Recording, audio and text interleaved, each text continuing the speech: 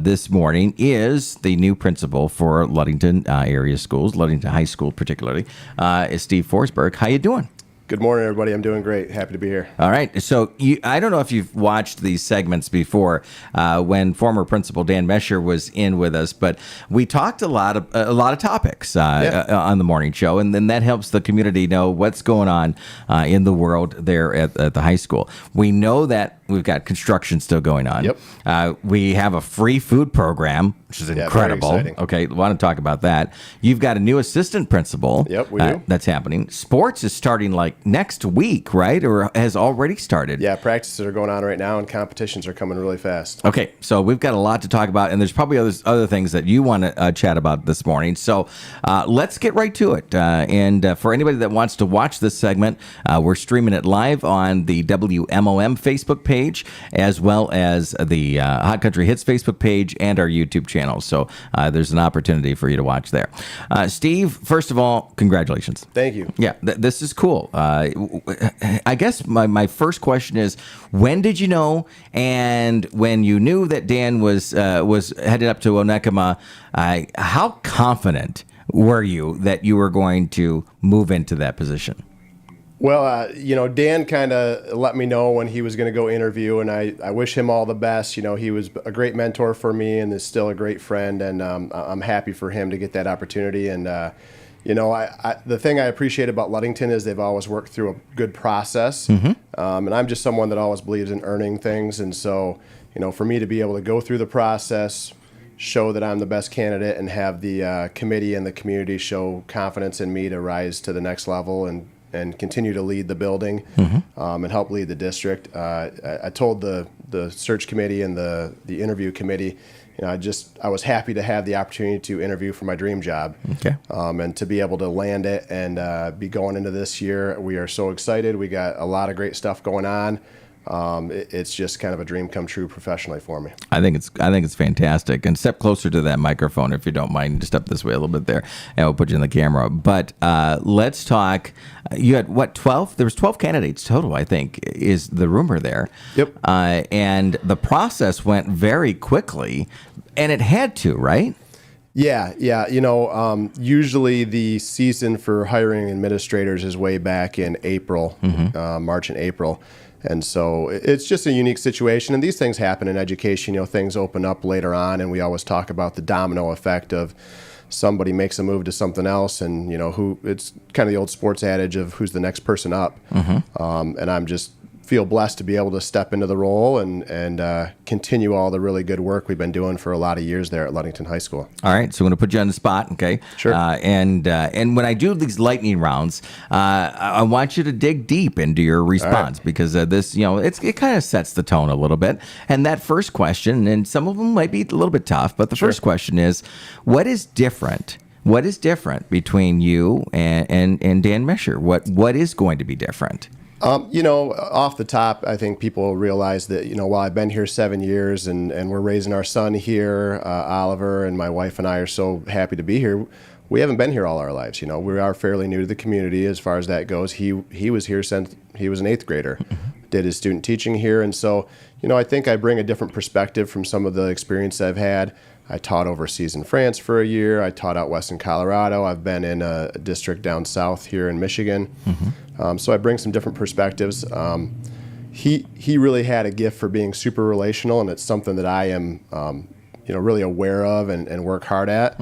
I'm maybe more of like a analytical, instructional leader and think through things in a little different way. Okay. I've been telling people things are going to be different, and that's not a bad thing. If we're doing things that work, we're not going to change it. We're not changing just for change's sake. We've got a lot of things that are going really well. We've got a great staff who's kind of in the prime of their life as far as staffs go, with some really energetic younger folks coming on.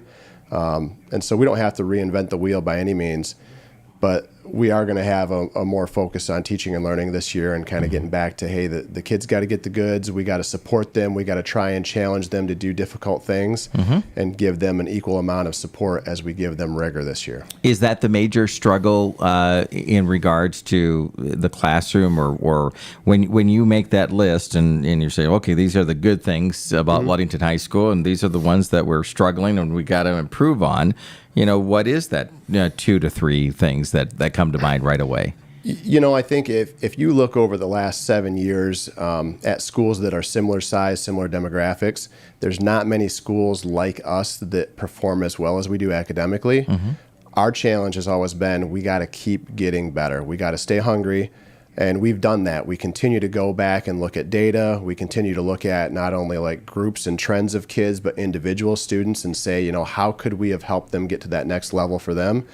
And it's all such an individualized experience. Whether you are an AP student and you need to be pushed to that next level and challenged to maybe do something that's hard, even though school hasn't been hard for you all the time, or whether you're, a struggling student that finds it hard to even come to school in the morning.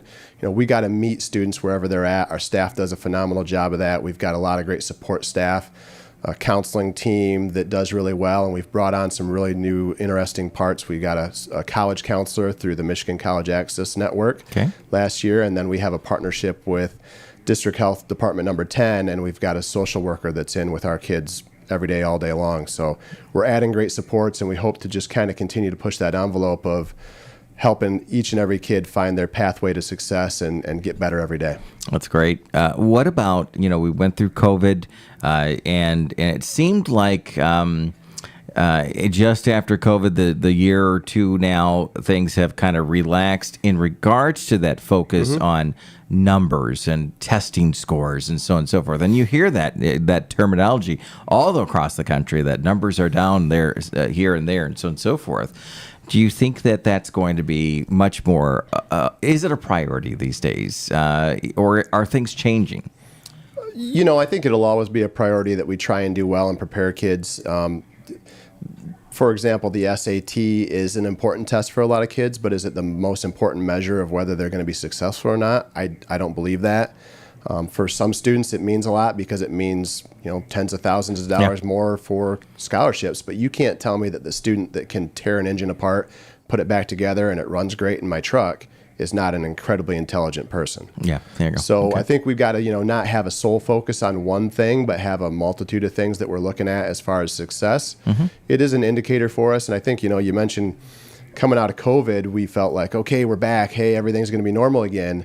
And we I think as general across the nation, everybody kind of underestimated the trauma that put a lot of people through. True. And just the fact that some kids didn't get a whole lot out of school or social gatherings at all for a while there. And so, we're still dealing with those effects longer than we would have liked to, but it's a challenge that we're happy to meet. And, it's just all about, what do the kids need? Okay. What is this? And for our team, what does the staff need? Coming together and making sure we're listening and we're hearing what staff need, what the student voice is, what parents need. And so that'll be a big push for us to continue, like LHS Parent Advisory Group. We want to start a student advisory group this year, so we get a little more of that student voice involved with the things that we're trying to do. We'll always have students in mind, but we just want to be cognizant that we're doing things with them to get better, and they don't feel like we're doing things to them. Yeah, that's a good point. And I think there were some conversations about that last year to try to get that up and running. So it should be a great goal this year. You're doing great on my questions and your responses. So and part of it is that you have been a part of the fabric of Ludington High School for a long time here. I mean, 7 years or 8 years, 8 years. Yeah, 7 years in the assistant principal role is kind of a long time. So. Yeah, no, absolutely. What do you think the biggest difference between the assistant principal role and the principal role is at LHS? I think just having more of a global focus and, keeping more plates in the air, so to speak. I kind of believed in the same model that, Dan was brought up in and he brought me up in, is not to have such a severe division of duties for the assistant principal and principal. I'm going to treat my new partner, and I know we'll talk about him in a little bit here, as more like a co-principal. Of course, there'll be certain things that he focuses more on and I focus more on, but I feel like doing things together and having some shared ownership in the direction of the school, especially the academic direction of what we're doing, that's what helped me stick around in this role and in the community for 7 years. I didn't get burnt out doing all the dirty work. We just dug in and did it together, and that's my goal moving forward is, hey, if a student walks through the office door and they've got an issue with behavior or something, I'm going to tackle it just as quick as the assistant principal will. All right, good to know. You mentioned this, and we talked about this over the last couple of minutes. New assistant principal there, Mr. Is it Marietta? Frank Marietta. Okay. Yep. All right. And let's talk about him for a little bit. Now you got to talk about your assistant principal. Yeah, this is in a great. good way. Yeah, tell me about him. I'm so excited. Dr. Corlett announced to our staff yesterday that we were able to hire Frank Marietta. He came really highly recommended. He actually applied and went through the process in the principal interviews, and the committee really liked a lot of things that he presented. We did a second round with him. He did very, very well. References checked out great. He was in Ravenna as the middle school principal for the last 4 years, and before that he was the AD/AP at Fenville High School. So he's got a lot of really interesting experiences. One of the things that we've been working on doing is academics and athletics have always been tied very closely together here, but we want to make a move to bring them even closer together. Okay. We feel like, academics and athletics complement each other. We're proud of both here at Ludington. And so we just want to continue to do that. We think he can do that. And he's just such a relational guy. He's super smart. He's very thoughtful. And the people that he worked with down in Ravenna couldn't say enough nice things about him. And so we were just happy that he wanted to fill this role. And so he's in this morning. I'll go see him here in a second, and we're digging in and getting down to work. All right, and just a couple of weeks away from school starting, do you feel like, and we'll talk construction here in a moment, but overall, do you feel like things are ready to go? Yeah, we'll be ready to go. I mean, there's things that are out of our control. But in the grand scheme of things, I mean, no one's telling us we got to throw masks on and stay 6 feet away from people and stay at home. And, we lived through all that, and we taught and educated kids the best we could through all that. So the fact that we've got some good challenges, like, hey, we're getting new facilities to start to come online. And, you've maybe redone a bathroom or a kitchen at home, folks out there. Not everything gets done right on time, and not everything gets polished up just the way you'd like it. And sometimes you got to go back. But we've been in the building. The construction team's working really hard. I was in on Monday and then again on Tuesday with some of our office staff, just checking some spots out. And the amount of progress in 24 hours was just astounding. So they're really down to the end here. They're putting the finishing touches on a lot of stuff. It's starting to look really impressive. And we'll have a new entrance, so everyone's going to have a brand new experience coming to the high school starting on day one. It's impressive. It kind of reflects the hard work, dedication, and talent that students and staff and families have put into the school for years and years. It's kind of the best of both worlds. We get to hold on to some of the old stuff like Holly Gym.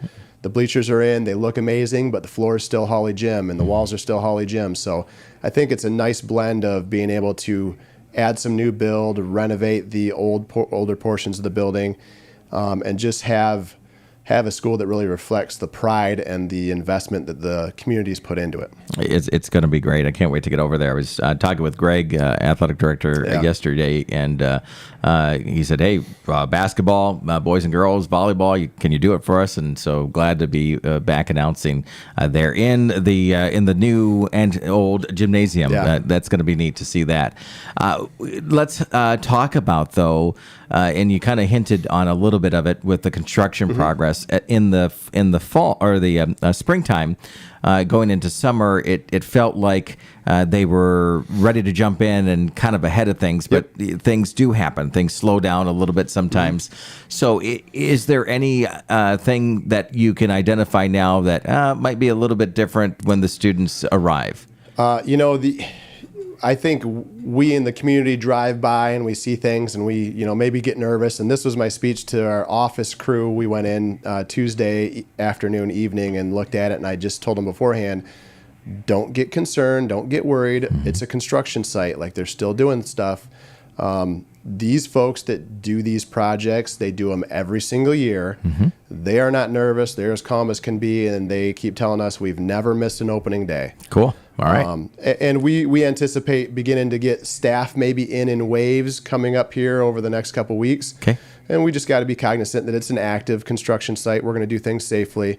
But, our goal is to allow staff in to get their rooms ready as soon as we can so that they feel like they're ready for the kids. And then orientation this year obviously is going to look different. We haven't been able to nail down anything quite yet because everything is in flux, but we will have a plan in place to help the students orient themselves to how the building will function now.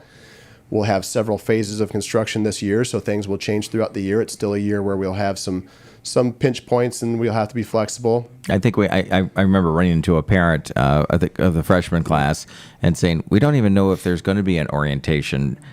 Will there, or is it going to be different this year, do you think? We have to be flexible. We honestly have a plan A, B, and C, and my experience has been I don't want to say, hey, we're planning on plan A, and then pull the rug out from underneath people and say, just kidding, it's plan B now. So we've got a couple things in the works. We're waiting until we get just a little closer. Okay. There'll be a general letter that goes out this week, tomorrow via our power announcer, just to kind of tell families a couple of nuts and bolts things. And then later on, we'll have more details when the construction crew tells us. A big thing is, like, the fire marshal has to come in and give us occupancy before anybody can get in the building, especially students. Student safety is number one. But we will have a plan to orient students to the building. If it can happen before the first day of school, great. If not, we will do something different on the first day of school. So we'll run a little like an orientation in the morning. We have homerooms in place. So we do have plans. Rest assured that we're going to make sure that students know where to find things. And then also, for the first time, we're going to talk with staff about planning for a back-to-school night, probably the second week of school or after, where everyone's kind of got their feet underneath them. But we want to welcome the community and parents to the building as well. And, I mean, everybody should be proud of what's going on, the work and investment that taxpayers have put into this and the construction crews. So we're excited to start showing it off and getting people in and really to see how this building will function better for us. Our goal is to not just have a new building and do the same old things, but have this new building help us take our education to the next level. So, and there is a lot of improvements, not only what we see from the outside, but also, look at Oriole Field, new field down there. That is closing on completion here, probably in the next week or a couple of days, or is it done already? I haven't driven by this morning, but I know that they were setting the bolts and the epoxy for the goalposts, and those were going on in the next couple of days. And so, before you know it, you'll be driving by and soccer and football will be out there practicing. And, just what a great thing, especially for taxpayers with older students, to be able to start to see some of these investments. I mean, it's nice for us. Like, I've got a student who's going to be a kindergartner this year, my son, and the new elementary school. I mean, couldn't be prouder or happier for our community to have that. But now for people that voted yes and they have older students to be able to, hey, we're at Oriole Field, and man, it looks like the best field we've ever seen. It's on par with all the other fields that are renovated around the area, and then the new building, I can't wait for people to walk up to that entranceway. I mean, it's a big, grand glass entranceway. You're going to walk in and feel like, oh my gosh, I'm in Oriole Nation now. Yeah. And to have that effect for our folks, but also, when we welcome that volleyball team and they're like, oh my gosh, Ludington means business. This is a serious place. So it's good to hear that. Steve Forsberg joining us this morning. A couple more questions and we'll get you off to school. Okay. I won't want to be late for your meeting the assistant principal this morning. But the free school food program. That kind of came out of left field a little bit there. At least shocking to see the information there, and that's great. Is there any sort of is that? Well, I guess the question is that for everybody. What's the details on that? Yeah, I just met with Kieran Elam, our food service director, the other day, and we are so excited that everybody can eat for free, breakfast and lunch. It is everyone. We as a district are going all in on that. Like anything that the state does, I think they find creative ways to make sure that they're paying for it. So we're still hoping that those families that might qualify for some assistance through the normal food program would fill out forms and put those in, because then we can offset with federal dollars what the state doesn't kick in. Okay. So, there's some layers to that. There's some logistics on the back end that she's really working out with Dr. Corlett and Laura Jacobs, our business manager. We just want it to be something where we obviously have to break even still on the food. We can't take a loss on it on the business side of things. And our main goal is we got to do whatever we can to continue to offer free meals for everybody. And we saw that during COVID. I mean, it was so cool to see kids. Hey, a lot of kids brought their brown bag lunch, and then especially the athletes, they doubled back and grabbed a Boone Burger or whatever. And it was just great to see our numbers of kids that were eating went up. When kids eat and they don't have food insecurity issues during the day, they want to come to school. They like the meals. They're doing some really cool things with the meals. They're really tasty. And it's just a great thing. So we couldn't be more excited for that program to roll out. And we're just going to continue to make the public aware of things. I'll have a newsletter going out later on this month with some information for families from Karen Elam on that too. All right. And Dan Mesher challenged me. I was talking on the air about eating lunch when I was in school. And he sent me a text. This was a few months ago. Well, he says, "Chris, it's changed since then. So I'll pay for my lunch, but hopefully I can come over sometime and see that, because I was talking about the square pizzas back in the day and stuff. It's not like that anymore, is it? No, I honestly, the things that the food service folks have done. I mean, they've got a deli bar that rivals Subway, and nothing against cool. Subway. No. I love going there, but they've done some cool things. They still have pizza, but it's not the old square dry stuff. Yeah. It's really good. I mean, good. You can order a full pizza as a student, and you get a really nice round kind of cool. deep dish. And we've got the Boone Burger, which is a legend, and all sorts of stuff. But they are constantly taking feedback from students. And then we're going to try and do some fun things again, parent-teacher conferences or that back-to-school night where maybe we showcase some of the food service and have some food for the parents to taste and That's see, a good idea. Hey, we got some good stuff going on all the way from food service on up to what we're doing in the classroom and beyond.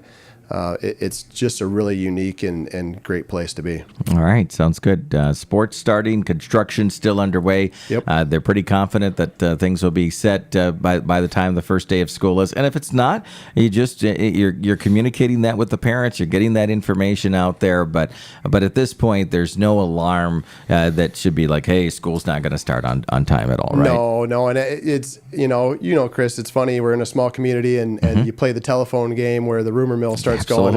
I've had about 8 or 10 people come up to me and say, gosh, Steve, are we going to be online to start the school year? And that is not even in the realm of possibility. We're not talking about that at all. Yep. It's not even like I said, plan A, B, and C. None of those involve us being remote. Okay. We're not trying to do that ever again. What other rumors should we debunk out there that you've heard, at least? If there's another one or two, there's not a ton, but is there anything else now that you have the airwaves to be able to just clear up if you need to?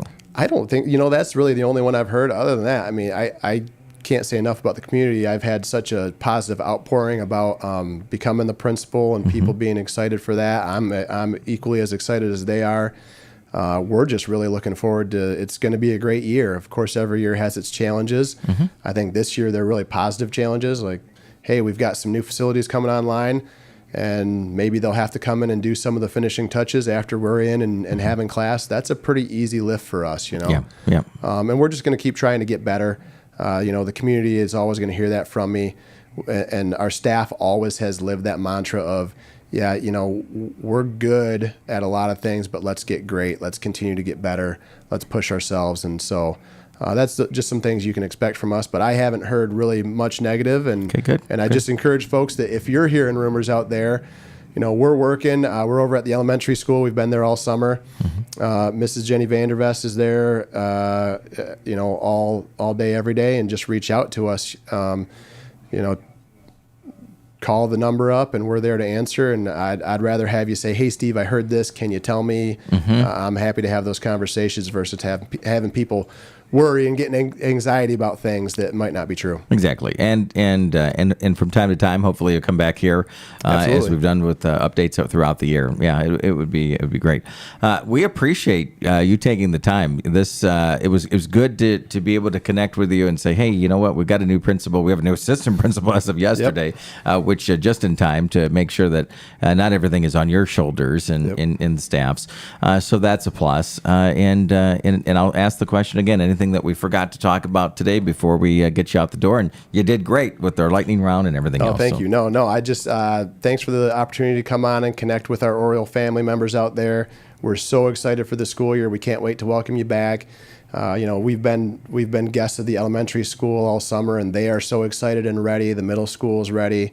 And we just can't wait to get students and families back in the building and do what we do best, which is, keep kids safe and educate them up and give them the goods every day. All right. Sounds perfect. Principal Steve Forsberg of Ludington Area Schools, appreciate you coming in. Thanks for all that you do. Thanks, Chris. Absolutely. Stand by for 1 second. We're going to send it to news and weather here in just a matter of seconds on both Hot Country Hits 99.9 and 102.7 WMOM. Let's send the country station first and get Mom FM just behind. All right, and for our listeners on Mom FM, Steve, thanks for coming in. We'll chat again here soon, all right? Thanks for having me, Chris. Appreciate it. You got it. It is 102.7 Mom FM. Coming up, we'll check if your weather forecast, and Steve did weather earlier. I'll take care of it this time for you, all right? Perfect. It's great. All right, it's 102.7 Mom FM.